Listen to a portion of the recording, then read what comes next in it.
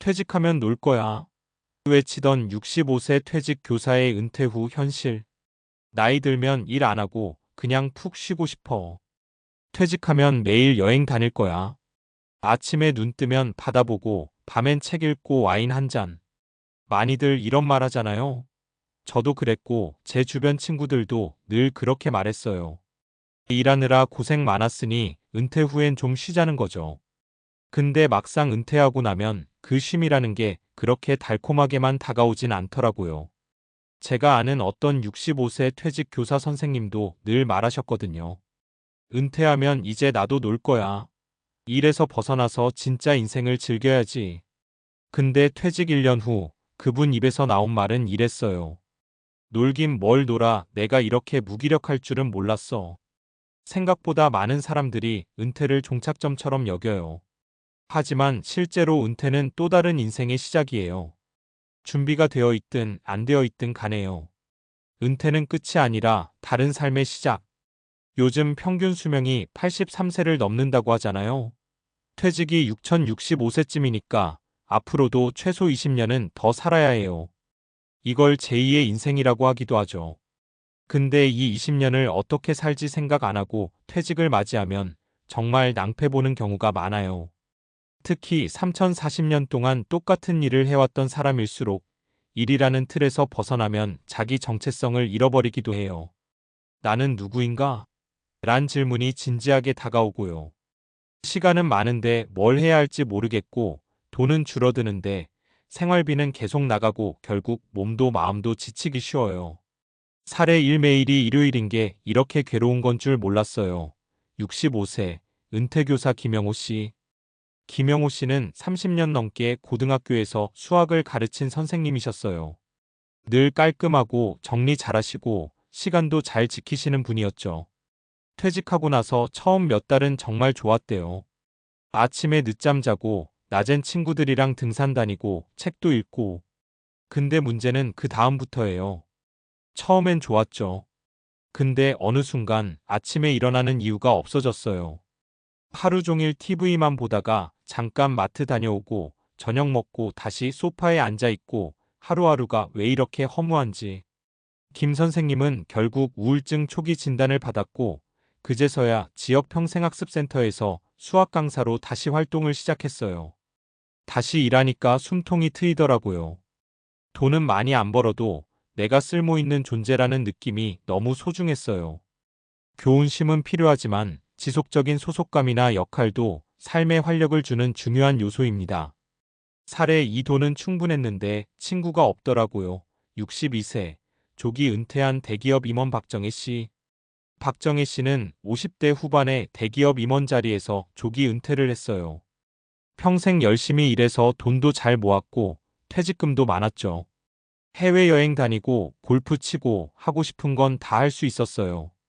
근데 문제는 같이 놀 사람이 없더라는 거예요. 다들 아직 일하느라 바쁜데 나 혼자 쉬고 있으니까 너무 외롭더라고요. 같이 밥 먹을 사람도 없고 대화할 사람도 없고 심지어 예전 회사 동료들은 이제는 현직자와 퇴직자로 나뉘면서 연락도 줄었대요. 박 씨는 결국 지역문화센터에서 자원봉사를 시작하면서 새로운 인간관계를 맺었고 지금은 노인복지관에서 미술 수업도 듣고 계세요. 그냥 돈만 많다고 외로움이 채워지진 않더라고요. 누군가와 관계를 맺는 일이 훨씬 중요해요. 교훈 경제적 준비도 중요하지만 사회적 관계와 커뮤니티의 유지는 은퇴 후 삶의 질을 크게 좌우합니다. 사례 3 준비 안 한 은퇴는 재앙이에요. 68세, 갑작스런 퇴직 후 경제난에 부딪힌 윤미자 씨. 윤미자 씨는 학원에서 국어를 가르쳤어요. 개인 사정으로 퇴직연금도 국민연금도 제대로 준비 못한 상태에서 건강 문제로 일을 그만두게 됐어요. 나도 좀 쉬고 싶다는 생각은 있었지만 이렇게 갑자기 그만두게 될 줄은 몰랐어요. 뭐라도 준비는 했어야 했는데. 퇴직 후엔 병원비, 생활비, 대출 이자까지 겹치면서 점점 숨이 막혔고 지금은 동네 어린이 독서방에서 일하며 생활비 일부를 벌고 있어요. 지금은 후회돼요. 퇴직이 내 앞에 있는 현실이라는 걸 너무 늦게 깨달았죠. 교훈 은퇴는 항상 예고 없이 다가올 수 있다. 건강 문제, 회사 사정 등으로 미리 준비하지 않으면 고통이 훨씬 커집니다. 그렇다면 은퇴를 어떻게 준비해야 할까? 경제적 준비는 기본 중의 기본. 연금, 보험, 투자 등 다양한 방식으로 고정 지출을 대비해야 해요. 노후 자금은 있으면 좋다가 아니라 없으면 큰일 난다의 문제예요. 관계망은 미리미리 관리하기. 직장 친구 외에도 동네 모임, 동호회, 자원봉사 등을 통해 사회적 연결을 유지하는 게 좋아요. 은퇴 후 외로움은 생각보다 훨씬 빨리 찾아옵니다. 나만의 역할을 만들기. 꼭 돈을 버는 일이 아니어도 좋아요. 취미, 봉사, 지역 강사, 글쓰기, 유튜브, 가드닝 뭔가 꾸준히 내가 할 일을 만들어야 해요. 사람은 의미 없으면 무너집니다. 건강은 체계적으로 챙기기. 운동은 물론이고 식습관, 수면 습관까지 다 포함이에요. 은퇴 후엔 병원비가 생활비보다 더 나올 수도 있어요. 심리적 준비도 꼭 필요하다. 은퇴는 정체성과 자존감에 큰 영향을 줘요. 나는 누구인가? 앞으로 뭐하고 살지? 같은 질문에 답할 수 있어야 불안이 줄어요. 마무리하며 은퇴 후 진짜 삶이 시작된다. 퇴직은 쉬는 게 아니라 삶의 중심이 달라지는 시기예요.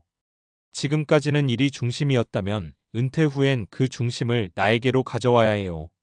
내가 좋아하는 것, 내가 잘하는 것, 내가 의미 있다고 느끼는 것들로요. 퇴직하면 놀 거야. 라고 외치던 65세 선생님의 말이 현실이 되려면 그 놀 수 있는 삶을 준비해 둬야 해요. 아무 준비 없이 맞는 은퇴는 놀 수는커녕 다시 일하고 싶어도 기회조차 없는 시간이 될 수 있으니까요. 앞서 은퇴 준비와 은퇴 후 삶의 현실 그리고 구체적인 사례를 통해 공감할 수 있게 이야기했으니 다음에 자연스럽게 이어질 내용으로는 은퇴 후 건강관리와 뇌 기능 유지의 중요성을 추천해요. 왜냐하면 은퇴 후 신체적 정신적 건강이 떨어지면 삶의 질이 급격히 저하되고 우울증이나 치매 같은 문제가 생기기 쉽기 때문입니다.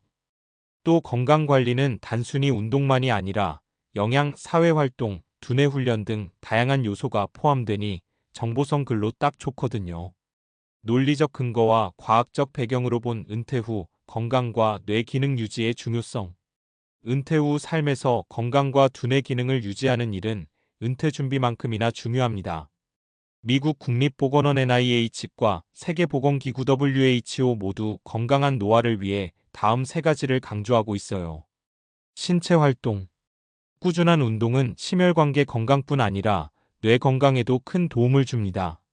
운동을 하면 뇌에서 BDNF 뇌유래 신경 영양인자라는 단백질이 분비되어 뇌신경세포가 성장하고 연결을 강화해요. 이는 기억력과 학습 능력 향상에 필수적이죠. 사회적 참여. 사회적 고립과 외로움은 우울증뿐 아니라 치매 위험까지 높입니다. 연구에 따르면 활발한 사회활동은 뇌 기능 저하를 늦추고 삶의 만족도를 올리는 데 크게 기여해요. 정신적 자극. 독서, 악기 연주, 새로운 언어 배우기, 퍼즐 풀기 같은 두뇌 활동은 인지 기능을 유지하고 인지적 예비력을 키웁니다. 인지적 예비력은 뇌가 노화와 손상에도 적응하며 기능을 유지하는 능력을 말합니다. 은퇴 후 건강관리를 위한 실천 팁. 주 3회 이상, 30분 이상 유산소 운동 걷기, 자전거 타기, 수영 등과 근력 운동 병행. 가족, 친구, 지역 모임 등 사람들과 꾸준히 교류하며 정서적 지지 확보. 취미 생활이나 새로운 공부 시작하기, 글쓰기, 그림 그리기, 온라인 강좌 듣기. 균형 잡힌 식사와 충분한 수면, 스트레스 관리.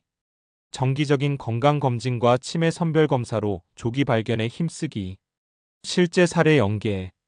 예를 들어 앞서 말씀드린 김영호 선생님은 평생 운동을 많이 하신 편이었는데 은퇴 후 운동량이 급감하면서 허리 통증과 무기력감을 겪었어요.